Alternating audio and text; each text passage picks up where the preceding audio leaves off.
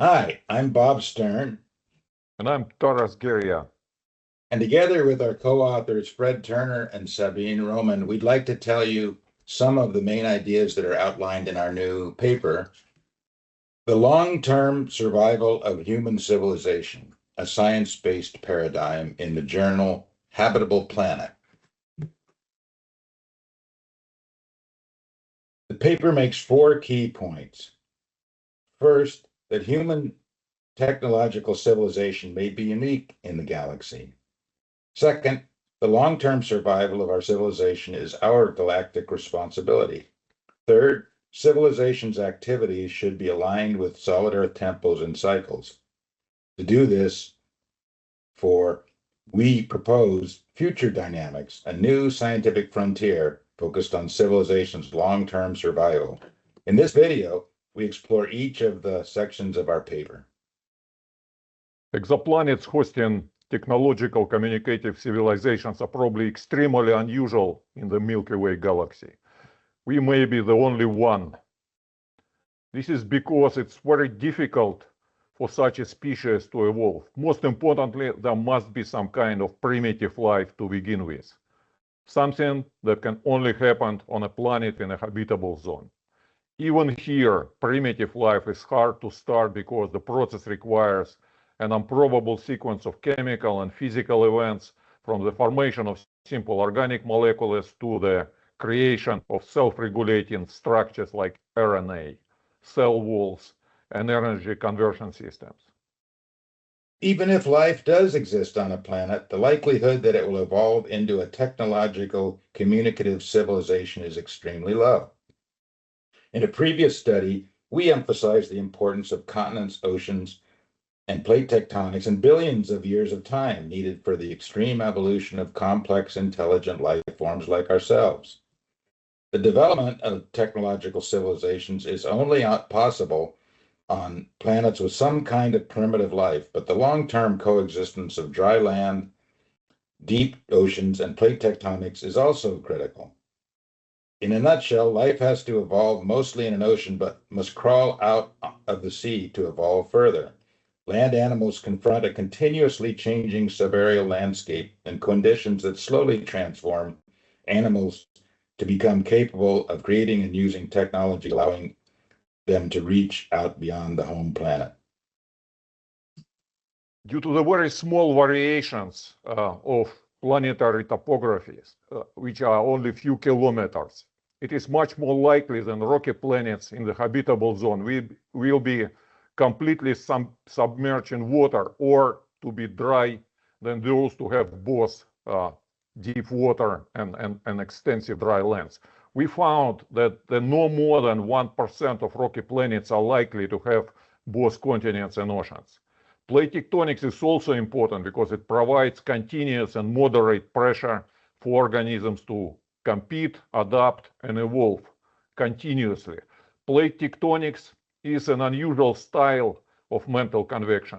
Vanishingly few examples are likely to have primitive life, oceans and continents and plate tectonics all together for the very long time. We conclude that human civilization may be alone in the galaxy, therefore. If that is true, then preserving it becomes humanity's galactic responsibility. The possibility that human civilization is unique in the galaxy has profound cultural consequences and implications. Before Copernicus, Earth was the center of the universe, reflecting man's special relationship with God. After Copernicus, however, modern thought has emphasized humanity's small place within an immense universe. Essentially, the Earth was no longer the center of the universe in any sense. And that implies that we humans may not be the chief concern of the divine. Humanity was left to navigate its own course in a vast and indifferent cosmos, often adopting the view that ends justifies means. First performed in 1608, Shakespeare's play King Lear gives voice to the anxiety of a society coming to terms with displacement from the cosmic center and from the center of God's attention. These late eclipses in the sun and moon portend no good to us. Though the wisdom of nature can reason it thus and thus, yet nature finds itself scourged by the sequent effects. Love cools, friendships fall off, brothers divide, in cities mutinies, in countries discord, in palaces treason, and the bond cracked betwixt son and father. The villain of mind comes under the prediction, there's son against father. The king falls from bias of nature, there's father against child. We've seen the best of our time. Machinations, hollowness, treachery, and all ruinous discords follow us disquietly to our graves. A few years after Shakespeare's play King Lear appeared, John Donne reflected on the same cultural rupture. And new philosophy calls all in doubt. The element of fire is quite put out.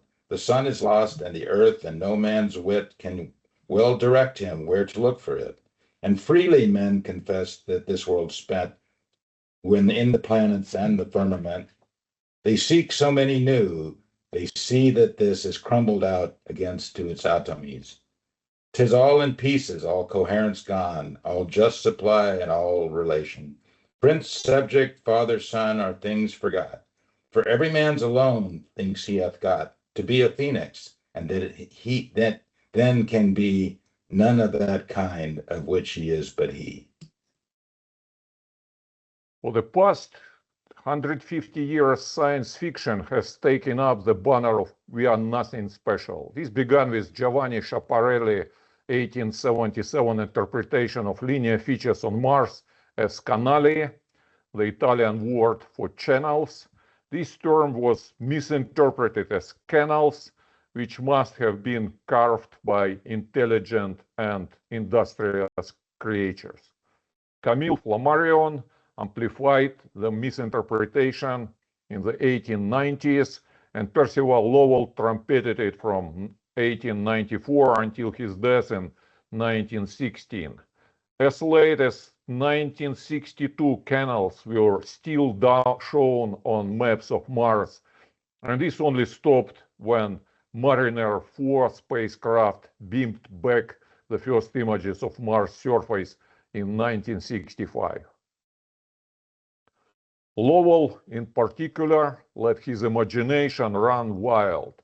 On his flawed basis, Lowell deduced that Martians were mathematical, inventive, cosmopolitan, and technically superior to humans. And this is what we also often see in the science fiction. Lowell stated, man is merely this Earth's highest production up to date. That he is, in any sense, gauges the possibility of the universe is humorous. We could not disagree more. Of course, we now know that there are many ancient water-carved channels, but no canals or Martians on Mars. Nevertheless, the stimulus to human imagination was electrifying, spawn in the science fiction industry. This began with the book entitled The War of the Worlds by Wells, 1898, and proliferated with technology, including radio, most famously with 1938 War of the World. This was followed by many movies such as It Came from Outer Space in 1953 and the Star Wars franchise beginning in 1977, as well as Star Trek franchise starting in 1966. Books, movies, and videos of the many imagined advanced civilization continue unabated today. The unity-defined flying object, the undefined flying object, UFO phenomena, which began after World War II and still reverberates today, including continuing US congressional hearing. The unfounded perception that there are many advanced civilizations in our galaxy can be traced back to overinterpretation of fuzzy images of Mars' surface, in fact. Imagine extraterrestrial civilizations of science fiction are unlikely to exist. If the galaxy is to be explored, we humans and the amazing technology that we have will have to do it. It would be a profound loss if the universe were not explored and understood through our sciences, arts, and imagination. So there's an upside to our predicament. We can explore and colonize with good conscience because our explorations will not be at the cost of our neighbors, as so many of our past explorations have been. The imagined extraterrestrial civilizations of science fiction are unlikely to exist now. Instead, novelty and discovery must come from exploring our own galaxy and from the cultural and technological evolution of humanity itself. Exploring our galaxy and the human evolution that this might induce may now be the best way of stimulating cultural novelty and social innovation. What is the implication from the potential extreme rareness and even uniqueness of human intelligence in the universe for ourselves? It is to recognize that the stakes of human long-term survival are astronomically high. If our civilization fails, an entire galaxy could go quiet indefinitely. Conversely, if we endure and thrive, we preserve and propagate the only known spark of intelligent technological life in the Milky Way, and this will have long-lasting consequences. This perspective implies us to begin shifting to a long-term custodial mindset. Policies in area from science and education should be adjusted to reflect this imperative. Thus, civilization's long-term survival is our most important task on which any other task would crucially depend.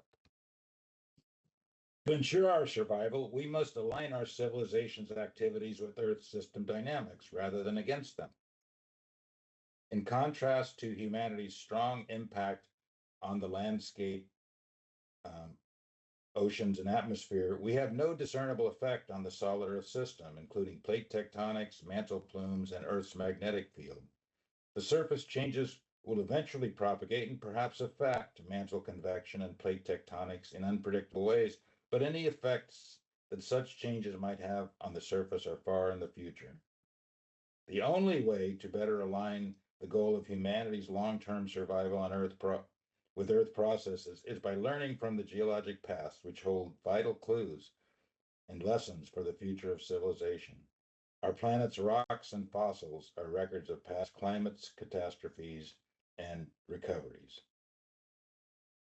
What does aligning with Earth's dynamics means in practice? It means basing our policy on a sound understanding of biogeodynamical cycles and acting within the planetary boundaries that maintain long-term stability and resilience. 4 efforts are important. First, we must address anthropogenic climate with deep time in mind. We must limit atmospheric CO2 to levels that avoid passing irreversible climate tipping points we cannot control. Jeff Bezos' effort to build a clock that will keep time for 10,000 years is a great example of adopting a long-term perspective, but we should think even 100 times longer than that. A second effort is to align civilization with Earth dynamics, would be to learn from past climate crises. By studying important climate crises such as ice ages, asteroid impacts, and past greenhouse episode and wormhouse episode, we can use this knowledge to better deal with deep future challenges and changes. A third effort emphasizes caution as we geoengineer. Geoengineering to ameliorate climate change is feasible and being considered. One suggestion is to reduce the amount of solar energy hitting the Earth by injecting reflective aerosols into the stratosphere. Cooling climate by fertilizing the ocean is also being considered. Adding a modest amount of iron to the surface waters of the oceans could stimulate the growth of phytoplankton, which incorporate carbon dioxide into their skeletons and sink to the bottom of the ocean when they die. These and other geoengineering projects need to be carefully considered before implementation, using lessons learned from Earth's climate. Finally, aligning with Earth's dynamics also means respecting that nature has its own pace. While technology moves fast, ecological and geological processes are slow. We must find ways to moderate our demands on ecosystems as well as on mineral resources so that our civilization can co-evolve with both the deep Earth and the biosphere. In order to tackle these unprecedented challenges and opportunities, we propose to build a new scientific discipline, future dynamics. This transdisciplinary field would focus on understanding, modeling, and quantifying the coupled biogeodynamical of the Earth's life human system over geological timescales up to millions and tens of millions of years. Our central priority should be to ensure the long-term survival of civilization, maintaining continuity of increasing knowledge, technology, and planetary stewardship into the deep future, so that we can continue to explore and ultimately colonize the galaxy. Achieving these demands requires aligning our society with Earth's biogeodynamical system, learning from the deep past, and committing to a path of sustainability.